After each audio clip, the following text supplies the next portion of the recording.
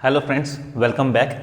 तो पहले के लेक्चर्स में हमने बहुत सारे जो हमारे बायो के बेसिक्स थे वो क्लियर किए थे।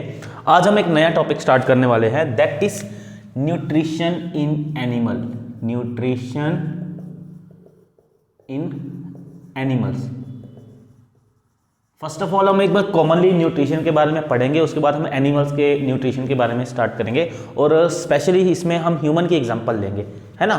तो देखो, चैप्टर को स्टार्ट करने से पहले हमें क्या पता करना होता है, हमें पता करना होता है कि मतलब क्या है चैप्टर का।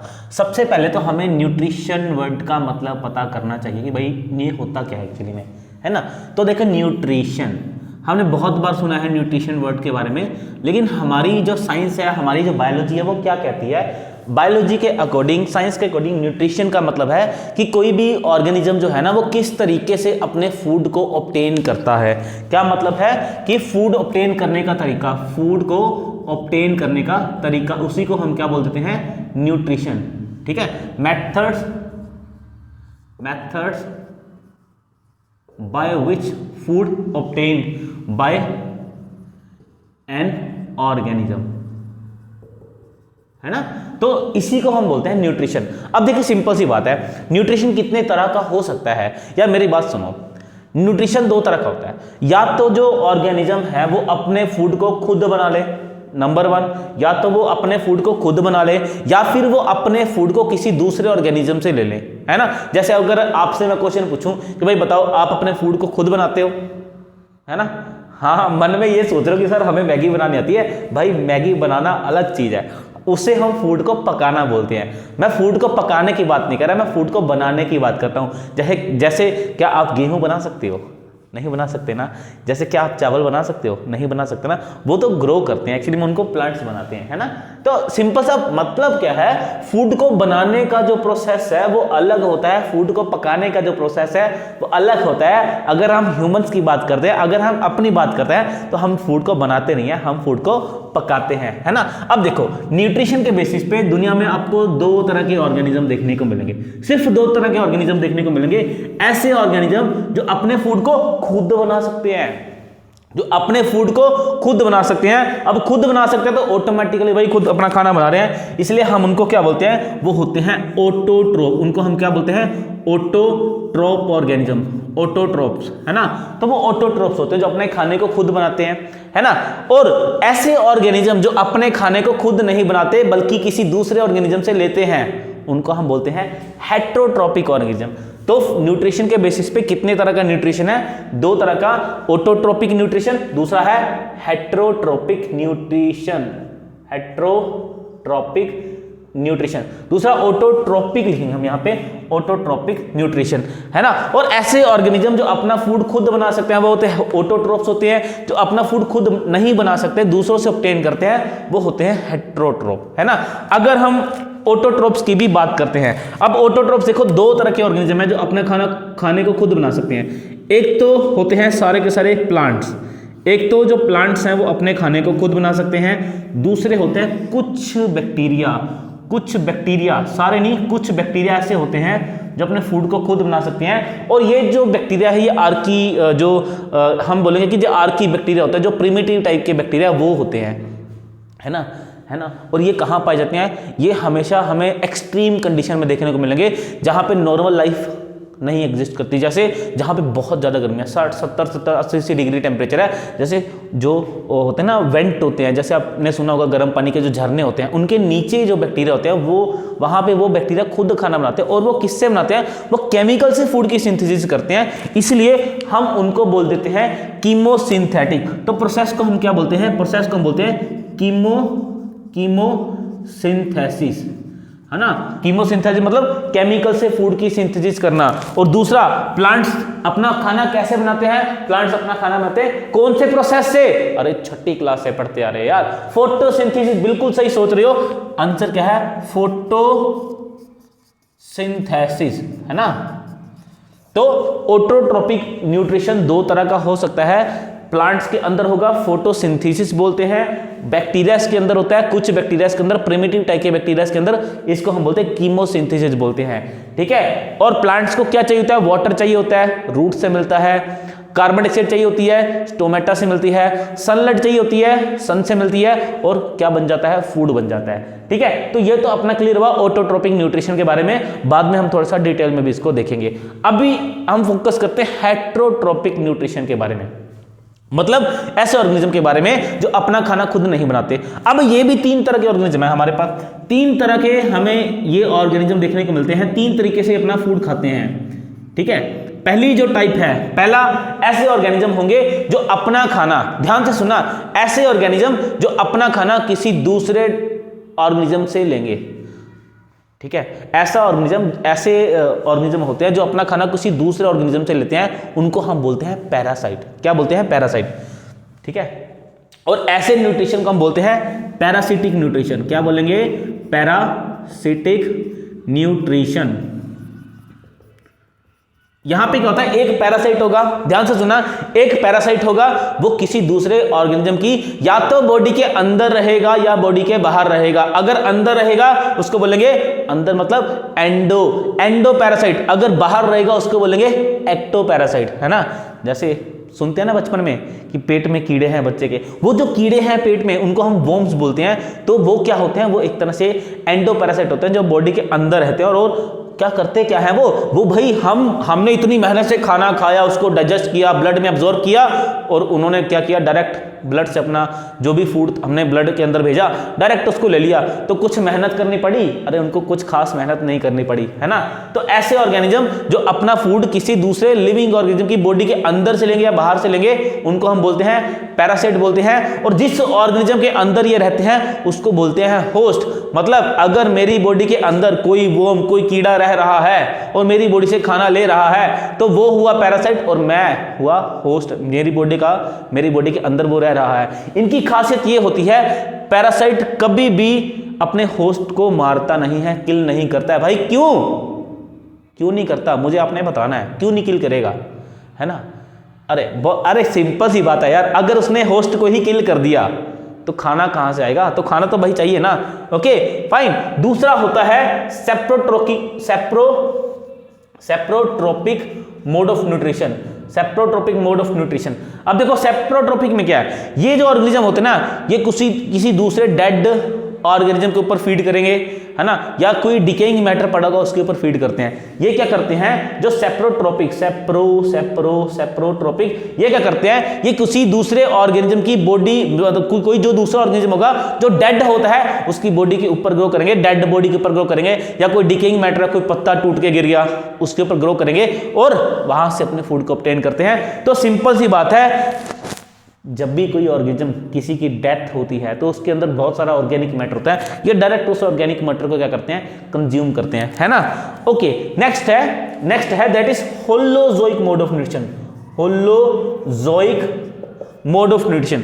अब देखो जो होलोजोइक मोड ऑफ न्यूट्रिशन होता है ना, इसके अंदर क्या होता है, इसके अंदर जो ऑर्गेनिज्म होता है जो फूड को ऑब्टेन करता है, वो खाने को अपनी बॉडी के अंदर लेके जाएगा और अंदर ही डाइजेस्ट करेगा। क्या करेगा, फूड को, खाने को अपनी बॉडी के अंदर लेके जाएगा और उसको अंदर ही डाइजेस्ट करता है। ठीक है, अच्छा, सेप्रोट्रोपिक में फूड को बॉडी के अंदर नहीं डाइजेस्ट किया जाता, बॉडी के बाहर डाइजेस्ट किया जाता है। एक ये भी डिफरेंस है, सेप्रोट्रोप जो होते हैं ये फूड को बॉडी से बाहर डाइजेस्ट करते हैं, ठीक है, और होलोजोइक मोड ऑफ न्यूट्रिशन के अंदर फूड को बॉडी के अंदर डाइजेस्ट किया जाता है। अब मुझे बता दो, हम खाने को अपनी बॉडी के अंदर डाइजेस्ट करते हैं या बाहर डाइजेस्ट करते हैं? हम अंदर डाइजेस्ट करते हैं ना, तो हम किस में आ गए, हम आ गए होलोजोइक मोड ऑफ न्यूट्रिशन में। तो ह्यूमन कौन सा न्यूट्रिशन, मतलब कौन सा मोड ऑफ न्यूट्रिशन फॉलो करते हैं, हेट्रोट्रोपिक मोड ऑफ न्यूट्रिशन, और इसके अंदर कौन सा, होलोजोइक मोड ऑफ न्यूट्रिशन। ऐसे ही एक अमीबा होता है, छोटा सा सेल है, बेचारा क्या करेगा, उसको बाहर खाना मिलेगा, उसको वो पानी में घूम रहा है, उसको देखा भी सामने खाना है, वो खाने के पास जाएगा, उसको सूडियो पूड़े बना के अपनी बॉडी के अंदर ले जाएगा, डाइजेस्ट करेगा, है ना। तो उसने भी वही पैटर्न फॉलो किया जो ह्यूमन फॉलो करते हैं। एक छोटा सा अमीबा भी क्या करता है, अपनी बॉडी के अंदर फूड के डाइजेस्ट करते हैं। कुछ एग्जाम्पल लिख लेते हैं, जैसे यहाँ पे एग्जाम्पल हम लिखेंगे, एग्जाम्पल है यहाँ पे क्या, यहाँ पे एग्जाम्पल है लीवर फ्लूक एस्कैरिस है एग्जाम्पल। इसके अलावा सेप्रोट्रोपिक मोड ऑफ न्यूट्रिशन में एग्जाम्पल आती है, भूलना मत, फंजाई की। किसकी एग्जाम्पल आती है, फंजाई की। उसके बाद होलोजोइक में हमने दो मेन एग्जांपल हमारी रहेगी, अमीबा की, ह्यूमन की, या फिर आप ये लिख दो ऑल एनिमल। जो सारे के सारे एनिमल्स हैं वो क्या करते हैं, वो इसी मोड को फॉलो करते हैं। Fine, clear. तो क्या पढ़ा, न्यूट्रिशन के बारे में पढ़ा। न्यूट्रिशन क्या होता है, फूड को ऑब्टेन करने के मेथड होते हैं। कितने तरह का होता है, दो तरह का होता है। एक होता है ऑटोट्रोपिक मोड ऑफ न्यूट्रिशन जिसमें ऑर्गेनिज्म फूड को खुद बनाता है। दूसरा होता है heterotrophic mode of nutrition. Heterotrophic में फूड को किसी दूसरे ऑर्गेनिज्म से लिया जाता है ना। हेट्रोट्रोपिक की बात करते हैं तो तीन तरह के मोड ऑफ न्यूट्रिशन हमें यहां देखने को मिलते हैं। अगर ऑर्गेनिज्म बॉडी, जो ऑर्गेनिज्म है वो किसी होस्ट से अपना फूड ले रहा है तो उसको हम बोलते हैं पैरासिटिक मोड ऑफ न्यूट्रिशन। और दूसरा जिसमें जो ऑर्गेनिज्म है वो किसी डेड ऑर्गेनिज्म के ऊपर फीड कर रहा है तो उसको हम बोलते हैं सेप्टोट्रोपिक मोड ऑफ न्यूट्रिशन। और तीसरा आया होलोजोइक मोड ऑफ न्यूट्रिशन जिसके अंदर हमने क्या देखा कि बॉडी के अंदर फूड को डाइजेस्ट किया जाता है। ठीक है, तो चलिए बात करते हैं हम ह्यूमन के बारे में। ह्यूमन कैसे फूड को डाइजेस्ट करता है, ह्यूमन करता है होलोजोइक मोड ऑफ न्यूट्रिशन को फॉलो करता है। और ह्यूमन के अंदर फूड को डाइजेस्ट करने के लिए कौन सा सिस्टम है, दैट इज ह्यूमन के अंदर सिस्टम जो होता है दैट इज डाइजेस्टिव सिस्टम। क्या होगा, डाइजेस्टिव सिस्टम, है ना, डाइजेस्टिव सिस्टम होगा। अब देखो, अगर हम ह्यूमन के अंदर बात करते हैं, चाहे आप किसी भी एनिमल की बात करेंगे, हर एनिमल के अंदर कुछ स्टेप्स होते हैं जिनके हम बोलेंगे कि पूरा का पूरा न्यूट्रिशन के स्टेप होते हैं, कैसे फूड को लिया जाता है, कैसे एब्जॉर्ब किया जाता है, क्या कहाँ पे उसका यूटिलाइजेशन है। तो वो स्टेप कौन कौन से हैं। फर्स्ट स्टेप है दैट इज इंजेशन। भाई सबसे इंपॉर्टेंट स्टेप क्या है, इंजेशन, फूड को बॉडी के अंदर लेके जाना।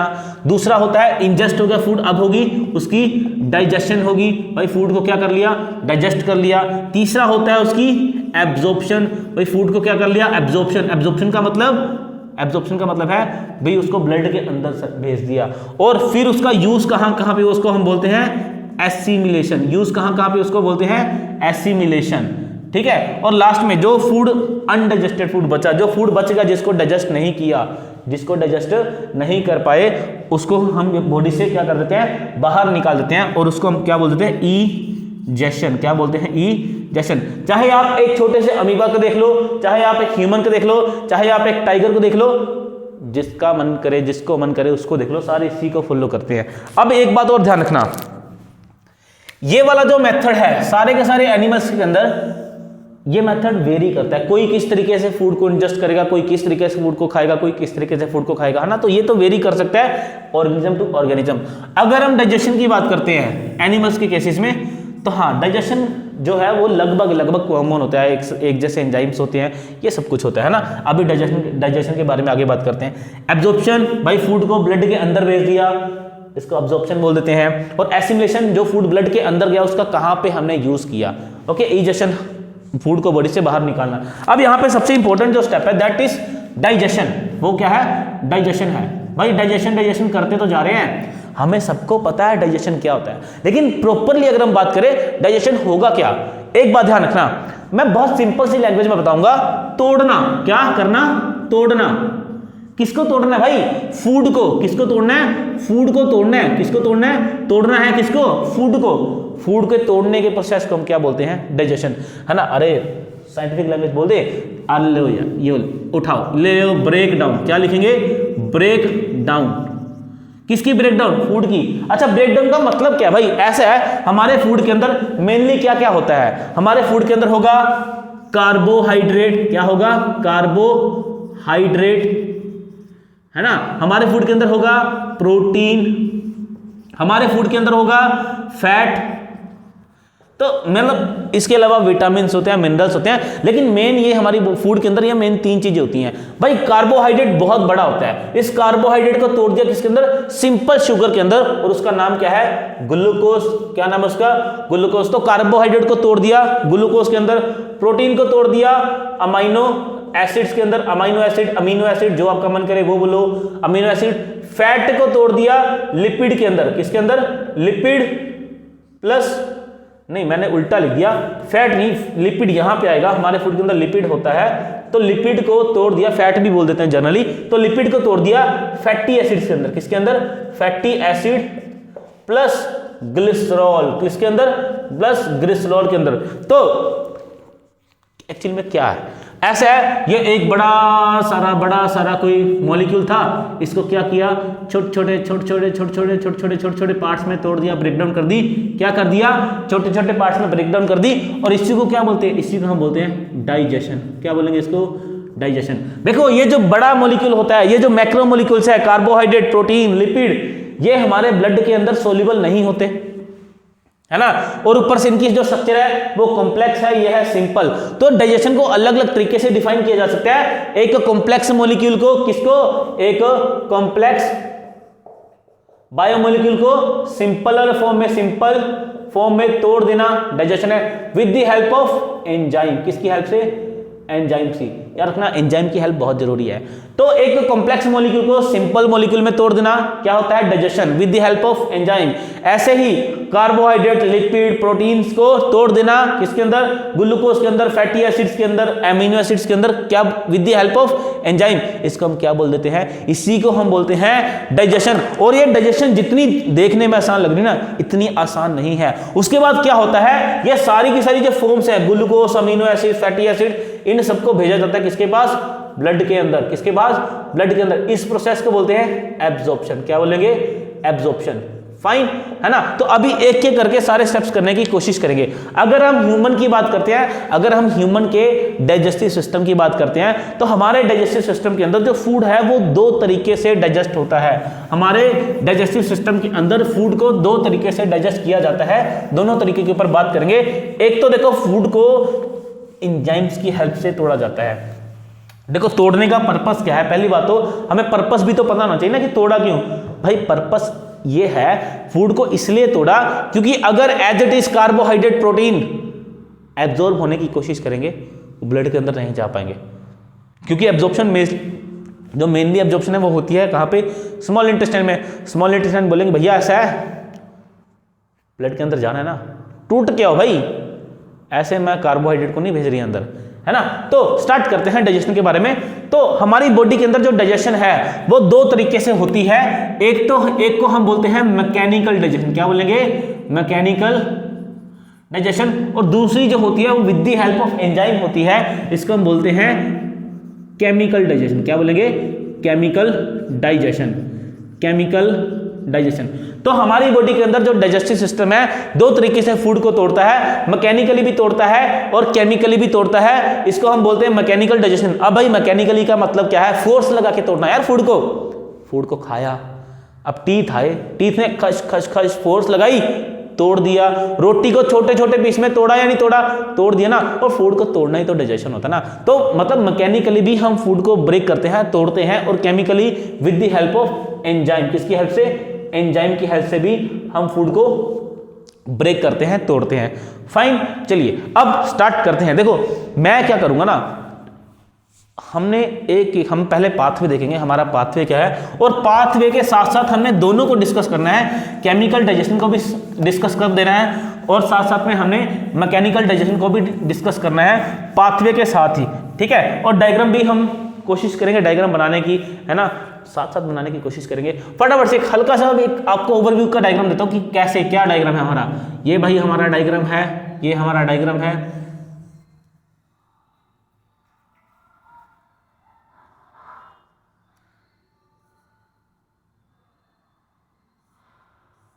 तो ये अपना डाइजेस्टिव सिस्टम रहेगा, ये आ गया अपना डाइजेस्टिव सिस्टम।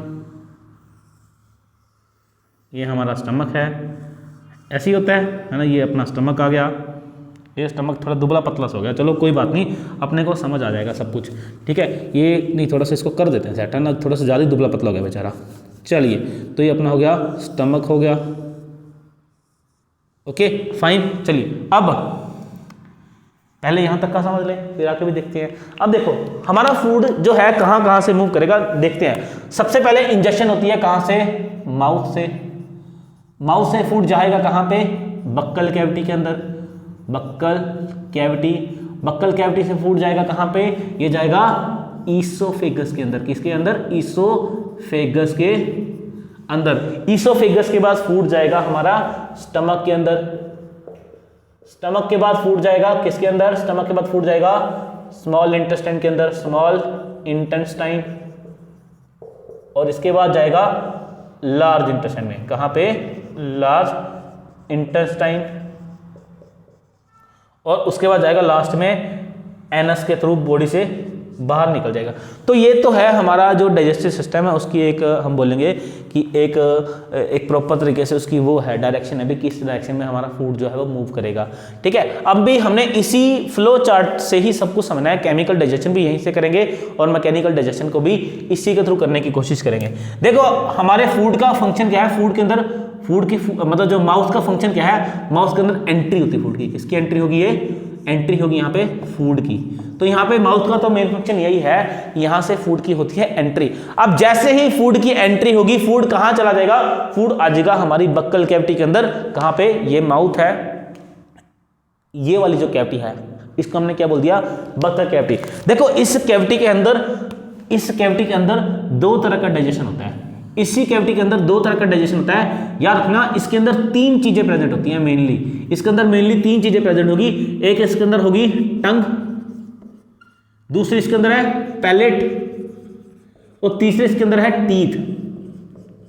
पैलेट मतलब जो तालू होते हैं, ये जो नीचे मतलब ऊपर होता है ना तालू, जो रूफ हो जिसको रूफ बोलते हैं, छत बोल देते हैं, ये वाला हिस्सा ऊपर वाला इसको तालू बोलते हैं ना, पैलेट बोलते हैं। तो तीन चीजें है, दूसरा टंग होती है, तीसरा टीथ होते हैं। अब देखो तीनों का एक अलग अलग फंक्शन है। अगर हम बात करें टीथ की, तो टीथ क्या करते हैं ना, टीथ फूड को मैकेनिकली क्या करेंगे, ये मैकेनिकली कटिंग करते हैं फूड की। क्या करेंगे, फूड की कटिंग। हम जैसे फूड को खाते हैं तो हम फूड को क्रश करना स्टार्ट कर देते हैं दांतों से, ऐसे ऐसे ऐसे फूड को तोड़ देते हैं छोटे छोटे पार्ट्स में। तो ये कौन सा डाइजेशन है, देखो फूड को तो तोड़ा ना हमने, तोड़ा है नहीं तोड़ा, तोड़ा ना, किसकी हेल्प से तोड़ा, टीथ की हेल्प से तोड़ा, और तोड़ दिया, ब्रेक डाउन कर दी फूड की। कौन सा डाइजेशन हुआ, वो मैकेनिकली डाइजेशन। तो भाई एक तरह से मैकेनिकली हमारा ये जो फूड है ये टूटता है। दूसरा यहाँ पे टंग, एक चीज यहाँ पे और नोट करना, यहाँ पे ना कुछ ग्लैंड्स होते हैं, यहाँ पे कुछ ग्लैंड्स होते हैं जो क्या रिलीज करते हैं, जो हमारे माउथ के अंदर जब भी फूड एंटर करेगा, नहीं भी करेगा नॉर्मली हमारे फूड के अंदर सलाइवा जो लिक्विड होता है ना, जो थूक बोलते थे जिसको, हमारे मतलब माउथ के अंदर होती है, सलाइवा होता है, वो लगातार वो प्रेजेंट होता है फूड के अंदर। तो टंग का पता क्या काम है, टंग का एक सिंपल सा काम है। टंग ने क्या करना है, टंग ने इस सलाइवा को, इस वाले सलाइवा को फूड के साथ मिक्स करना है। क्यों भाई, क्योंकि इस सलाइवा के अंदर दो बहुत इंपॉर्टेंट चीजें प्रेजेंट है। इस सलाइवा के अंदर दो चीजें बहुत इंपॉर्टेंट है। एक तो इसके अंदर प्रेजेंट होता है टाइलिन एंजाइम, और दूसरा इसके अंदर होता है लाइसोजाइम। देखो टाइलिन का दूसरा नाम जो है दैट इज सलाइवरी अमाइलेस। क्या नाम है इसका, सलाइवरी अमाइलेस। ये एक एंजाइम है, ठीक है, और ये भी एक एंजाइम है। दोनों एंजाइम है, दोनों का फंक्शन क्या होता है सॉरी, दोनों के फंक्शन का भी डिस्कस करते हैं। ठीक है, दोनों का काम डाइजेशन का ही होता है। ओके, अब देखो जो टाइलिन होता है, जो होता है सलाइवरी अमाइलेस, हमारे फूड के अंदर क्या प्रेजेंट होगा, हमारे फूड के अंदर जितना भी स्टार्च प्रेजेंट होगा, क्या हमारे फूड के अंदर जितना भी स्टार्च प्रेजेंट होगा, या फिर हमारे फूड के अंदर जितना भी ग्लाइकोजन प्रेजेंट होगा, इसको तोड़ना है आइसोमाल्टेस के अंदर, इसको तोड़ना है आइसोमाल्टेस के अंदर। और यहाँ पे कौन सा एंजाइम काम करेगा, सलाइवरी अमाइलेस, है ना। तो सलाइवरी अमाइलेस क्या करता है, फूड के अंदर केमिकल डाइजेशन को सबसे पहले स्टार्ट करता है। इसलिए एक बहुत जनरल सा क्वेश्चन पूछा जाता है कि भाई जो डाइजेशन होती है वो सबसे पहले कहां पे स्टार्ट होती है, वो माउथ के अंदर स्टार्ट होती है। किसकी डाइजेशन स्टार्ट होती है, कार्बोहाइड्रेट की। स्टार्च क्या है, कार्बोहाइड्रेट है, ग्लूकोज क्या, ग्लाइकोजन क्या है, कार्बोहाइड्रेट है। याद रखना स्टार्च जो होता है वो प्लांट से मिलता है, जो ग्लाइकोजन है वो एनिमल से मिलता है। मतलब अगर कोई ऑर्गेनिज्म हार्बीवोर है, सिर्फ प्लांट्स खाता है, ग्रास वगैरह खाता है, तो उसमें जो स्टार्च के ऊपर फंक्शन करेगा कौन सा, सलाइवरी अमाइलेस। कोई ऑर्गेनिज्म जो कार्निवोर है, जो सिर्फ मांस खाता है, तो वो ग्लाइकोजन को खा रहा है, तो वो ग्लाइकोजन को भी डाइजेस्ट करेगा। क्लियर है, क्या किया, स्टार्च और ग्लाइकोजन को कन्वर्ट कर दिया किसके अंदर, सलाइवरी अमाइलेस ने माल्टेस के अंदर कन्वर्ट कर दिया। अब माल्टेस का जो टेस्ट होता है ये होता है मीठा। माल्टेस होता है मीठा, एक शुगर है भाई, सिंपल शुगर है। इसलिए कभी भी फूड को खाओगे ना, थोड़ा सा चबाना यार उसको, थोड़ा सा फूड को चबाओगे ना, फूड अपने आप मीठा हो जाएगा यार, अपने आप मीठा हो जाएगा। जादू है भाई, जादू, और ये जादू कर कौन रहा है? ये जादू कर रहा है ये वाला एंजाइम सलाइवरी अमाइलेज, है ना। और इसको प्यार से क्या बुलाते हैं? टाइलिन बुलाते हैं, याद रखना, टाइलिन इसको प्यार से बुलाते हैं। ओके, चले आगे, ठीक है। तो ओके फाइन, टंग का फंक्शन क्या है? टंग के देखो दो फंक्शन है। एक तो टंग का फंक्शन है ये सलाइवा को अच्छे तरीके से मिक्स करेगा, किसके साथ? फूड के साथ, है ना, ताकि फूड थोड़ा सा सॉफ्ट हो सके। और दूसरा इसका फंक्शन है ये फूड को इनगल्फ करने में हेल्प करता है, फूड को इनगल्फ करने में हेल्प करेगा। और पैलेट, देखो जो पैलेट होता है ना अपने, जो ऊपर रूफ होती है, जैसे मान लो ये माउथ है, एक ऊपर रूफ होती है, उसको पैलेट बोलते हैं। अब पैलेट आगे से टीथ, अपनी जो टंग है उसको टच करके देखो, आगे से पैलेट थोड़ा सा हार्ड होता है, पीछे से पैलेट थोड़ा सा सॉफ्ट होता है। तो आगे वाला पैलेट जो होता है वो फूड को ग्रास्प करने में, पकड़ने में हेल्प करता है, ताकि जो टीथ है वो प्रॉपर तरीके से फूड को कटिंग कर सके। और जो पीछे वाला पैलेट है सॉफ्ट इसलिए होता है ताकि फूड को इनगल्फ किया जा सके। और फूड इनगल्फ होके जाएगा कहाँ? बक्कल कैविटी से ईसोफेगस के अंदर, और ये जाएगा बोलस की फॉर्म में। किसकी फॉर्म में? बोलस की फॉर्म में। अरे भाई बोलस क्या होता है सर? छोटी छोटी बोल होती है ना, छोटी छोटी बोल्स की फॉर्म में फूड जाएगा, ठीक है। जो आप खाना खाते हो वो थोड़ा थोड़ा खाना बोल की फॉर्म में अंदर जाता है। ओके फाइन, तो ये सारी की सारी कहानी कहाँ से थी? बक्कल कैविटी के अंदर। बक्कल कैविटी के अंदर मैकेनिकल डाइजेशन भी हो रहा है, बक्कल कैविटी के अंदर केमिकल डाइजेशन भी हो रहा है। मैकेनिकल डाइजेशन टीथ कर रहे हैं, केमिकल डाइजेशन सलाइवरी अमाइलेज के अंदर जो ग्लैंड है वो कर रहे हैं। कौन? सॉरी, सलाइवरी अमाइलेज के अंदर जो एंजाइम्स है वो कर रहे हैं। कौन कौन से मेन एंजाइम? सलाइवरी अमाइलेज है, लाइसोजाइम है। ये लाइसोजाइम का क्या फंक्शन है सर? ये तो बताना ही भूल गए आप। देखो लाइसोजाइम का फंक्शन है फूड के अंदर अगर कोई बैक्टीरिया वगैरह प्रेजेंट है, ये बैक्टीरिया की सेल वॉल को ब्रेक कर देता है, तोड़ देता है। तो बैक्टीरिया को किल करने का काम इसका, इस भाई साहब का होता है, लाइसोजाइम का, ठीक है। तो ये सारा कुछ हुआ। इसके बाद फूड कहाँ चला गया हमारा? फूड चला गया सारा का सारा ईसोफेगस के अंदर। अब जो ईसोफेगस के अंदर फूड जाता है भाई, उसकी भी एक कमाल की बात है ना। यहाँ पे एक बहुत अच्छी तरह की मूवमेंट होती है। मतलब अगर आप किसी इंसान को उल्टा लटकारो और उसको बोलो कि भाई खा खाना, आप तो ये सोच के खिलाओगे भाई खाना खिलाओ, खाना कौन सा पेट तक पहुंचेगा, क्योंकि इंसान को उल्टा लटका रखा है, ग्रेविटी वहां पे काम करेगी, फूड को नीचे खींच लेगी। लेकिन ऐसा नहीं है, ऐसा नहीं है। एक स्पेशल टाइप की मूवमेंट होती है ईसोफेगस के अंदर, एक स्पेशल टाइप की मूवमेंट होती है ईसोफेगस के अंदर, और इस मूवमेंट को हम बोलते हैं पेरिस्टैल्टिक मूवमेंट। Peristaltic movement. ये मूवमेंट क्या करती है? ये ऐसे मसल्स करते हैं, फूड को पीछे से धक्का मारते हैं, भाई चल आगे, पीछे नहीं अब तू जा सकता, चल आगे। तो फूड को धक्का मारते हैं कहाँ? स्टमक के अंदर। चल, क्यों भाई? अरे वेलकम करना है तेरा यार, भव्य स्वागत करेंगे तुम्हारा, एसिड बैठा है तुम्हारा वहां पे स्वागत करने के लिए। अच्छे तरीके से जर्म्स को मार देंगे, क्या पता कुछ जर्म्स लाइसोजाइम से ना मरे हो, है ना। तो फूड चला जाएगा कहाँ? स्टमक के अंदर। अब फूड आ गया हमारा कहाँ पे? फूड आ गया हमारा जी, ये है हमारा स्टमक। तो स्टमक के अंदर आ गया फूड। अब जो स्टमक के अंदर जब फूड आएगा ना, यहां पे एक स्फिंक्टर होता है, एक दरवाजा होता है। इस स्फिंक्टर का नाम है कार्डियक स्फिंक्टर। क्या नाम है इसका? Cardiac sphincter. स्फिंक्टर। अरे भाई कार्डियक क्यों बोला? अरे दिल के पास है यार, दिल के पास है ना, तो कार्डियक फिल्टर, स्फिंक्टर, है ना। अब यहां से फूड आएगा कहां पे? यहां से फूड आएगा, ये आ गया फूड बोलस की फॉर्म में, छोटी छोटी बोल्स की फॉर्म में आ गया कहां पे? स्टमक के अंदर। स्टमक के अंदर क्या है? ये स्टमक के अंदर एक वॉल होती है बड़ी सारी। ये स्टमक के अंदर एक म्यूकस, एक केमिकल होता है, जिसको हम क्या बोल देते हैं प्यार से? इस केमिकल को हम प्यार से बोल देते हैं म्यूकस। क्या बोलेंगे प्यार से? म्यूकस। बड़ी मोटी लेयर होती है म्यूकस की। फंक्शन बता देते हैं फंक्शन यार, मुझे पता है आप लोगों को फंक्शन पता है, कोई बात नहीं। ये किसकी? ये क्या है? म्यूकस है। पता क्यों म्यूकस है? ये म्यूकस इसलिए है यहाँ पे क्योंकि यहाँ पे ये क्या है? यहाँ पे ये पड़ा हुआ है HCl। स्वागत के लिए कौन खड़ा हुआ है? HCl। तो ये है HCl। हाँ जी बिल्कुल सही समझ रहे हो, एसिड है ये। क्या है ये? एसिड है। अब एसिड है तो भाई फूड आया, जैसे ही ये आ गया फूड एसिड के अंदर, है ना, ये आ गया फूड एसिड के अंदर। और जो हमारा स्टमक होता है ना, ये मस्कुलर होता है। स्टमक कैसा होता है? मस्कुलर। मस्कुलर का मतलब पता क्या है? स्टमक अपने साइज को बढ़ा सकता है। जो भी चीज मसल से बनी होती है ना, वो साइज को बढ़ा लेती है अपने, है ना, बढ़ा सकती है, उसके पास कैपेसिटी होती है। तो स्टमक पता क्या करेगा? स्टमक खाना आएगा, अंदर एसिड वेट कर रहा है, एसिड वेट करेगा, स्टमक पता है आपको, स्टमक कॉन्स्ट्रिक्शन भी करता है, ऐसे ऐसे ऐसे कॉन्स्ट्रिक्शन करेगा, तो सारा का सारा जो फूड है वो एसिड के साथ मिक्स हो जाएगा।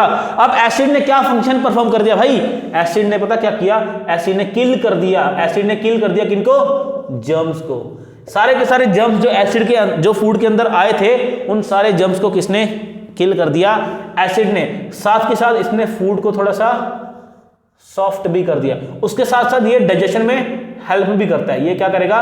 डाइजेशन में हेल्प भी करेगा। सर ये हेल्प कैसे करेगा? सर समझ नहीं आया। देखो बहुत सिंपल सी बात है। ऐसे है हमारे स्टमक के अंदर बहुत खास तरह के सेल होते हैं जिनको हम बोलते हैं पैराइटल सेल। नाम क्या है? Parietal cell.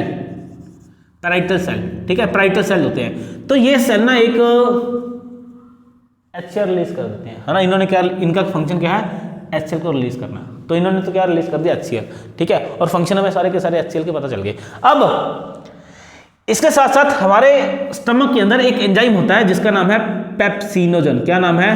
पेप्सिनोजन। क्या नाम है इसका? पेप्सिनोजन। और ये होती है एक इनएक्टिव फॉर्म। ये कौन सी फॉर्म है? इनएक्टिव फॉर्म है। इनएक्टिव फॉर्म है मतलब ये अभी अपना काम नहीं कर रहा। इसका बहुत सिंपल सा काम है, ये प्रोटीन को तोड़ने का काम करता है। भाई डाइजेशन करना है ना, प्रोटीन को अमीनो एसिड में तोड़ना है या नहीं तोड़ना है? तोड़ना है ना। तो भाई तोड़ने के लिए एंजाइम तो प्रेजेंट है। तो स्टमक के अंदर एक एंजाइम होता है पेप्सिनोजन। भाई ऐसा ये एंजाइम इनएक्टिव फॉर्म में होता है। ये कहता है भाई ऐसा मैं ऐसी मतलब ऐसे मेरे को फालतू मत समझो यार। कह रहा जब फूड आएगा तभी काम करूंगा, जब तक फूड नहीं आएगा तब कोई काम नहीं करूंगा, है ना। इसलिए भाई मैं तो हूं इनएक्टिव। अब जैसे ही फूड आएगा पैराइटल सेल क्या करेंगे? HCl को रिलीज करेंगे और ये HCl क्या करेगा? ये HCl इसको तोड़ देगा, इसको एक्टिव फॉर्म में कन्वर्ट कर देगा, इसको बोलते हैं पेप्सिन। क्या बोलते हैं? पेप्सिन। और इसको किसने कन्वर्ट किया? HCl ने। अब जैसे ही पेप्सिन बनेगा, पेप्सिन बनते ही अच्छा भाई बन गया मैं, ये क्या बन गया अपने पास? पेप्सिन बन गया। और ये कौन सी फॉर्म है? ये है एक्टिव फॉर्म। कौन सी फॉर्म है? ये एक्टिव फॉर्म है। जैसे ही HCl ये पेप्सिन बन गया, बोला लाओ भाई लाओ, कहाँ है प्रोटीन? लाओ भाई लाओ, कहाँ है प्रोटीन? लो जी ये रहा प्रोटीन। मैं सारे प्रोटीन को तोड़ दूंगा और सारे के सारे प्रोटीन को तोड़ देता है किसके अंदर? पेप्टाइड के अंदर। किसके अंदर? पेप्टाइड के अंदर। और आप इसको अमीनो एसिड भी लिख सकते हो, वैसे पेप्टाइड ज़्यादा बेटर हुआ है। समझाता हूँ पेप्टाइड क्या होता है, पहले सुनो। ये है प्रोटीन, ये है भाई साहब, ये है प्रोटीन। इसको तोड़ दिया छोटे छोटे पीसेस में, इसको पेप्टाइड बोल दिया। फिर जब इसको और छोटे छोटे तोड़ देंगे ये होंगे अमीनो एसिड। तो पहले प्रोटीन को पेप्टाइड में कन्वर्ट किया जाता है, फिर उसको अमीनो एसिड में कन्वर्ट करते हैं, है ना। तो अच्छा इसके साथ साथ भाई पेप्सिन इतना एक्टिव था, पेप्सिन बोलता किसी को नहीं बख्शूंगा, एक काम करो किसी और को कुछ करना है क्या? और एक्टिव करना है? बोला बिल्कुल करना है। एक होता है प्रोरेनिन, एक होगा प्रोरेनिन नाम का एंजाइम, प्रोरेनिन। ये बोलते हैं भाई मुझे भी मौका दे दे यार, मेरे को भी कुछ करना है। तो पेप्सिन इस प्रोरेनिन को भी कन्वर्ट कर देता है किसके अंदर? रेनिन के अंदर। और ये रेनिन क्या है? ये है एक एक्टिव फॉर्म। किसको डाइजेस्ट करेगा? ये मिल्क के जो प्रोटीन होता है, मिल्क प्रोटीन को डाइजेस्ट करता है। याद रखना, यहां पे मैं आपको स्टार लगाता हूं, क्या क्या चीजें अपने को ध्यान में रखनी है। HCl ध्यान रखना अपने को, प्रोरेनिन ध्यान रखना अपने को, और पेप्सिन ध्यान रखना है। HCl ने किसको एक्टिव किया? पेप्सिन को। पेप्सिन ने किसको एक्टिव किया? रेनिन को, ठीक है। और HCl के फंक्शन पता चल गए।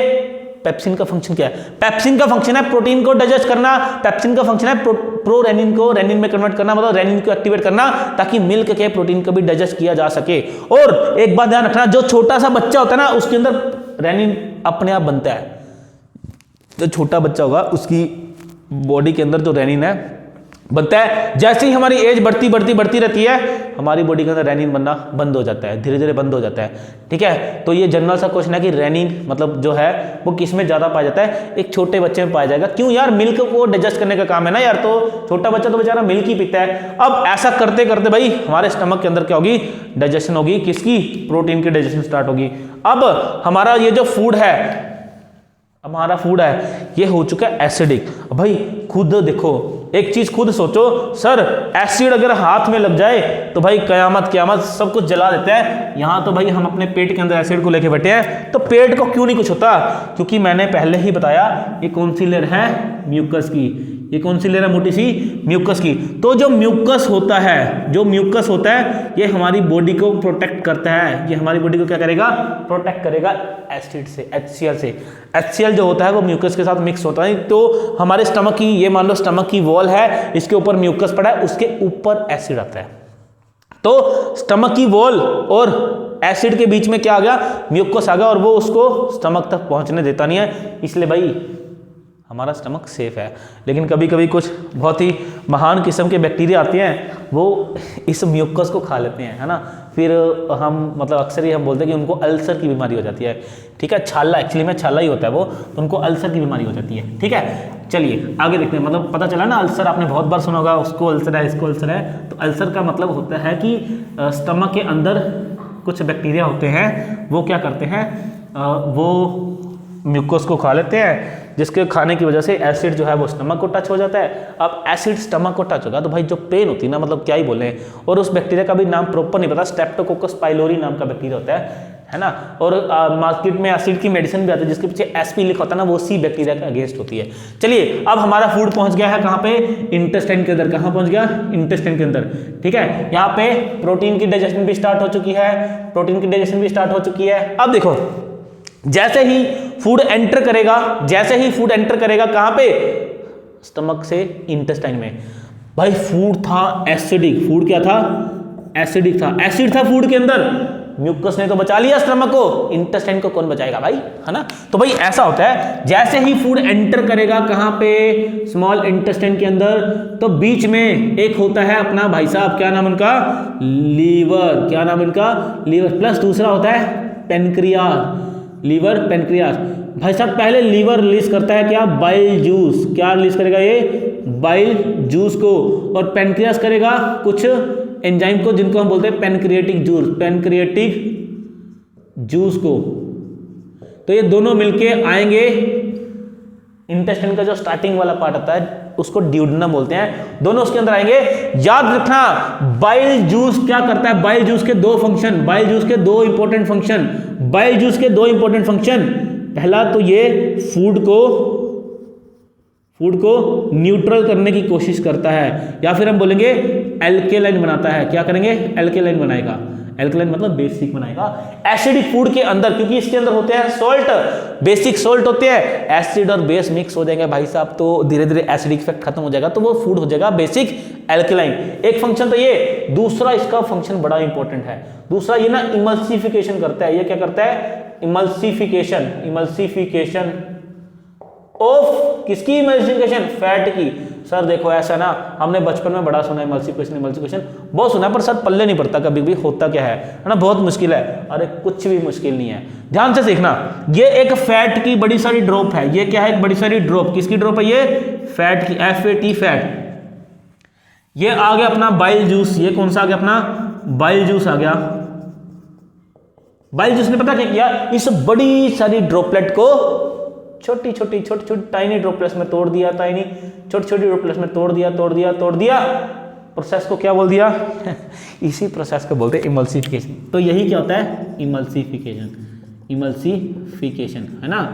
और इंपॉर्टेंट चीज जब भाई पूछा जाता है इमल्सिफिकेशन के बारे में, तो क्या होता है इमल्सिफिकेशन, एक बड़ी सारी ड्रॉपलेट को, एक लार्ज ड्रॉपलेट ऑफ फैट को स्मॉल या फिर टाइनी ड्रॉपलेट्स के अंदर तोड़ देना, कन्वर्ट कर देना, इसी को क्या बोलते हैं, इमल्सिफिकेशन। कौन करता है जी, बाइल करता है। याद रखना, बाइल कभी भी किसी एंजाइम को रिलीज नहीं करता, बाइल कभी भी डाइजेशन नहीं करता।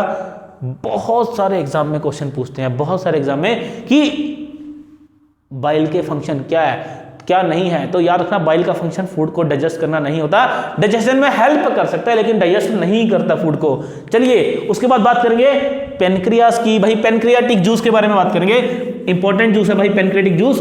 पेनक्रियास का जो जूस होता है ना, पेनक्रियाट जो हम बोलेंगे कि केमिकल रिलीज करता है, इसके जूस को हम बोलते हैं complete digestive juice. Pancreatic juice को हम क्या बोलते हैं, कंप्लीट डाइजेस्टिव जूस।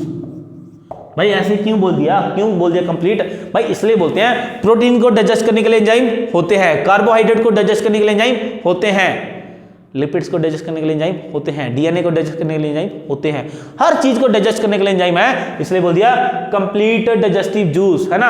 अब इसके अंदर मेन जो है ना, वो दो एंजाइम है मेन। वैसे तो बहुत सारे एंजाइम रिलीज करता है, लेकिन मेन दो एंजाइम है पेनक्रियास के, एक है ट्रिप्सिन, दूसरा है इसके अंदर लाइपेस। क्या है, लाइपेस एंजाइम। ठीक है, दो मेन एंजाइम है पेनक्रियास के अंदर। कौन कौन से, लिपिड, ट्रिप्सिन और लाइपेस। अरे बहुत सिंपल सा काम। ट्रिप्सिन क्या करेगा, प्रोटीन को कन्वर्ट कर देगा अमीनो एसिड के अंदर। कौन, ट्रिप्सिन। लिपिड को, कौन सा लिपिड, इमल्सिफाइड लिपिड, लिपिड को फैटी एसिड प्लस ग्लिसरॉल में तोड़ दिया किसने, लाइपेस ने, इस वाले एंजाइम ने इसको तोड़ दिया, तो है ना सिंपल। कार्बोहाइड्रेट को माउथ में डाइजेस्ट किया, प्रोटीन को स्टमक में भी डाइजेस्ट किया, इंटेस्टाइन में भी डाइजेस्ट किया, और लिपिड को भी डाइजेस्ट कर दिया। तो तीनों चीजों की मेनली डाइजेशन होगी ना, है ना। तो यही होता है, मतलब यही डाइजेशन है अपनी, है ना। अब ये सारा कुछ हो कहाँ पे रहा है, ये सारा कुछ हो रहा है स्मॉल इंटेस्टाइन के अंदर। तो स्मॉल इंटेस्टाइन बोलते हैं अच्छा बच्चू हम भी तो डाइजेशन करेंगे ना, तो स्मॉल इंटेस्टाइन बोलते हैं कि हम भी डाइजेशन करेंगे। तो स्मॉल इंटेस्टाइन भी कुछ एंजाइम को रिलीज करती है, ठीक है। अभी क्या समझ आया, थोड़ी थोड़ी चीज क्या समझ आई। माउथ के अंदर बकल कैविटी में टाइली ने क्या किया, कार्बोहाइड्रेट को डाइजेस्ट किया। लगातार फूड को खाएंगे, चबाएंगे तो फूड मीठा लगने लगता है, क्यों, स्टार्च थी, ग्लाइकोजन थी, कन्वर्ट होगी माल्टोस के अंदर, माल्टोस मीठी होती है। बोलस की फॉर्म में फूड आ गया इसोफेगस के अंदर, यहां से चला गया कहाँ, स्टमक के अंदर। बीच में क्या है, मेन इवेंट है पेरिस्टलिक मूवमेंट। स्टमक से फूड आ गया कहाँ पे, इंटेस्टाइन के अंदर। स्टमक में क्या क्या हुआ, स्टमक में पेप्सी ने प्रोटीन को डाइजेस्ट किया, स्टमक के अंदर पेप्सी ने प्रोटीन को डाइजेस्ट किया। इसके अलावा स्टमक के अंदर पेप्सी ने प्रोरेनिन को एक्टिव कर दिया, रेनिन में HCl था, फूड को फिल्टर कर दिया, फूड को अच्छे तरीके से सर्च करके सारे जम्स को किल कर दिया, फूड को सॉफ्ट कर दिया। इसके अलावा स्टमक की जो वॉल्स थी वो कॉन्ट्रैक्ट करती हैं, फूड को अच्छे तरीके से मिक्स करती हैं। म्यूकस ने भाई ये सारा कुछ देखा, बोला कि भाई ऐसा है, अपन को तो स्टमक बनाता, अपन स्टमक को कुछ नहीं होने देगा, तो उसने स्टमक को बचा दिया। फिर फूड आ गया कहाँ पे, फूड आ गया हमारा स्मॉल इंटेस्टाइन में। पंगा ये था, फूड था एसिडिक, स्मॉल इंटेस्टाइन में आता है, स्मॉल इंटेस्टाइन के अंदर अगर एसिड आ गया तो दिक्कत आ जाएगी। तो इसलिए उसको न्यूट्रल करने का काम, एल्कलाइन करने का काम किसको दिया गया, बाइल जूस ने। लीवर बोला भाई अपन बैठा है, अपन कर देगा इसको क्या, खल्लास, मतलब हाँ इसको कर देगा, एसिड को न्यूट्रल कर देगा। तो ये फूड को एल्कलाइन कर देता है, डाइजेशन में हेल्प करता है, लेकिन डाइजेशन खुद नहीं करता। दूसरा इवेंट क्या था, इमल्सिफिकेशन करता है। और फिर आ गया pancreatic juice, complete digestive juice बोलते हैं। प्रोटीन, कार्बोहाइड्रेट, लिपिड, डीएनए सबको डाइजेस्ट करने के लिए एंजाइम इसके पास होते हैं। अब फूड हमारा कहाँ पे है, स्मॉल इंटेस्टाइन के अंदर, है ना। कहाँ पे फूड हमारा, स्मॉल इंटेस्टाइन के अंदर। तो भाई स्मॉल इंटेस्टाइन के अंदर फूड अपना आ चुका है। क्या क्या, पहले बात तो देखते हैं कि फूड है क्या स्मॉल इंटेस्टाइन के अंदर। भाई स्मॉल इंटेस्टाइन के अंदर जब फूड पहुंचा तो उसके अंदर क्या था, कुछ माल्टोस था, है ना, कुछ पेप्टाइड थे और कुछ इसके अंदर हम बोलेंगे, कुछ इसके अंदर माल्टोस था, पेप्टाइड थे, और हम बोलेंगे थोड़ा बहुत लिपिड भी बच गया होगा, तो देखो ध्यान से देखो, माल्टोस को भी कन्वर्ट किया गया किसके अंदर, ग्लूकोज के अंदर। किसके द्वारा भाई, माल्टेस, एंजाइम का नाम क्या है, माल्टेस। पेप्टाइड को कन्वर्ट किया गया किसके अंदर, अमाइनो एसिड के अंदर। किसने कन्वर्ट किया भाई, पेप्टाइडेस ने। किसने, पेप्टाइडेस ने। अरे जो भी चीज है उसके पीछे एस लगा दो, एंजाइम बन जाता है, ठीक है। लिपिड को कन्वर्ट किया किसके अंदर, फैटी एसिड के अंदर प्लस ग्लिसरॉल के अंदर, ठीक है। किसने कन्वर्ट किया, हाँ बिल्कुल सही, लाइपेस। किसने, लाइपेस ने। तो अब देखो, जो कॉम्प्लेक्स फूड हमने स्टार्टिंग में खाया था, स्मॉल इंटेस्टाइन में आते थे, सारा कुछ सिंपलर फॉर्म में आ गया, छोटा छोटा हो गया। अब फंक्शन है भाई, इसको क्या करना है, एब्जॉर्ब। इसका फंक्शन अब क्या होगा, फूड को एब्जॉर्ब करना है। और एब्जॉर्ब कहाँ करना है भाई, एब्जॉर्ब करके इसको ब्लड में लेके जाना है। एब्जॉर्प्शन का मतलब होता है जो डाइजेस्टेड फूड है उसको कहाँ पे लेके जाना, उसको ब्लड के अंदर लेके जाना, है ना। तो भाई इसके अंदर इंटेस्टाइन बड़ा जबरदस्त रोल प्ले करती है। ये देखो इंटेस्टाइन के एक सेल, मैं अभी प्रॉपर नहीं बताऊंगा, मैं बताता हूं क्या होता है इंटेस्टाइन के अंदर। ये मान लो ये इंटेस्टाइन का एक सेल है, ये इंटेस्टाइन का एक सेल है,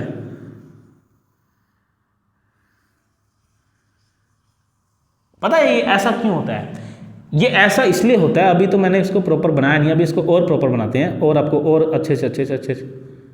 हाँ ये बिल्कुल सही सेल है इसका, इंटेस्टाइन का, ठीक है। अब ओके फाइन, बहुत सही बना ये वाला डायग्राम। आपने अक्सर सुना होगा कि इंटेस्टाइन के अंदर एक स्पेशल टाइप की स्ट्रक्चर होती है जिसको हम बोलते हैं, क्या बोलते हैं इसको हम, विल्लाई बोलते हैं। क्या बोलते हैं, विल्लाई। और ये विल्लाई पता क्या फंक्शन करती है, ये विल्लाई सरफेस एरिया को इंक्रीज करते हैं। किसको, सरफेस एरिया को इंक्रीज करती है। और आप हमेशा सोचोगे यार ये समझ नहीं आया सरफेस एरिया को इंक्रीज कर कैसे रही है, तो आज हम आपको लाइव सरफेस एरिया को इंक्रीज करके दिखाते हैं। आज हम करेंगे लाइव सरफेस एरिया को इंक्रीज।